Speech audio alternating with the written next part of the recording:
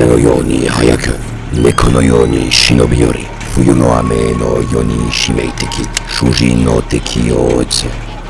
疑問を持たず行動する。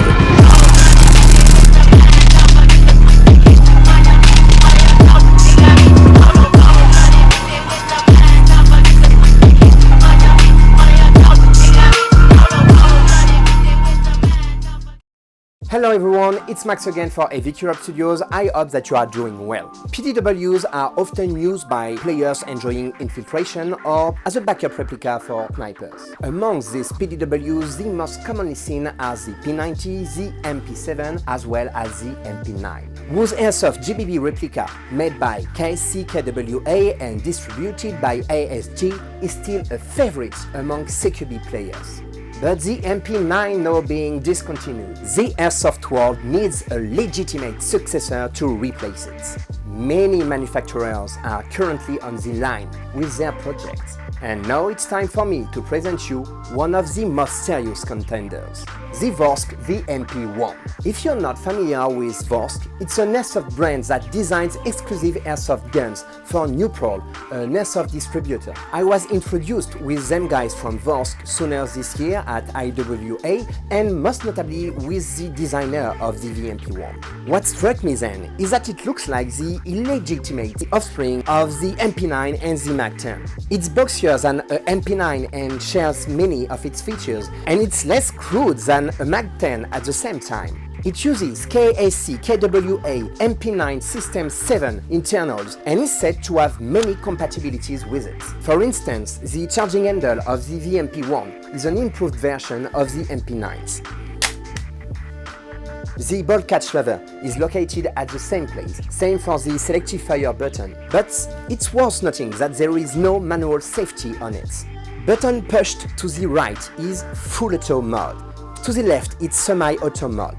The only safety existing on this Airsoft PDW is the passive double trigger action, similar to a Glock pistol. Like a MP9A1, it has 4 Picatinny rails for accessories, and you'll probably want a foregrip on the bottom one. You can set the side rails either on top or on bottom of the receiver. That's a cool feature, I think. Wait a second, I think I've never seen you before. Are you new to this channel? If so, and if you're enjoying this content so far, please consider subscribing to show us your support. And don't forget to click the notification bell. It will be greatly appreciated. Now, let's continue. There are green optic fiber sights integrated into the top Picatinny rail. Like its predecessor, the VMP-1 has its magazine located into its pistol grip. The shape of the said pistol grip is very similar to that of the MP9s.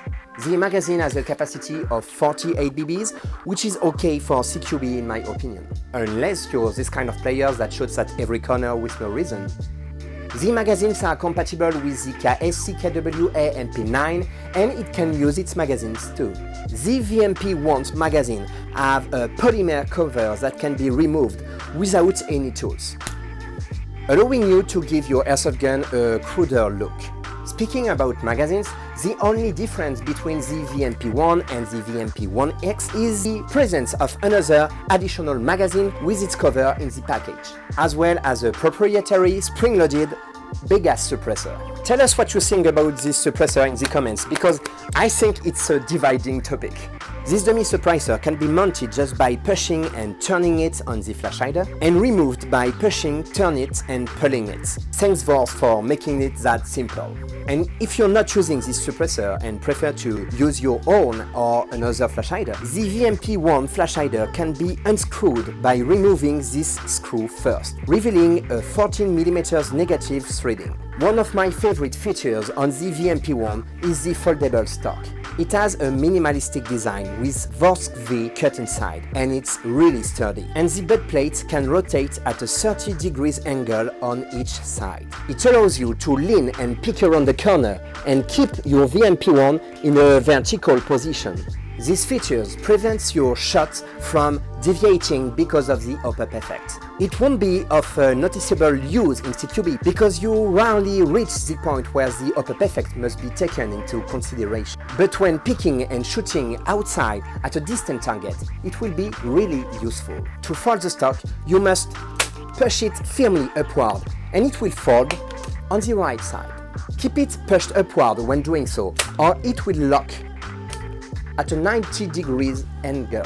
Same thing for unfolding it. So sadly you won't be able to make a badass unfolding move, but that's just a detail.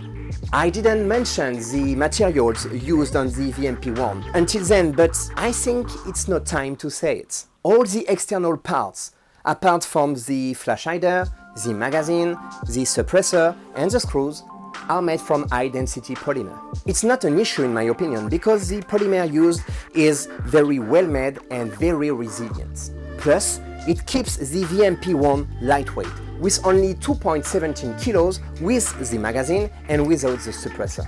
The length of the VMP-1 is 560mm with the stock unfolded and 340mm with the stock folded. And the suppressor adds 135mm to these numbers, with its length of 180mm. Its height is 160mm without the magazine and 250mm with the magazine inserted. The mag being 213mm long from feeding lips to the bottom. So it really is a compact airsoft gun, especially when compared with some GBB pistols like Cyber-Guns FNX45. The shooting now. Honestly, this GBB PDW is a pleasure to shoot with. It has a high rate of fire and isn't too powerful, which is great for CQB.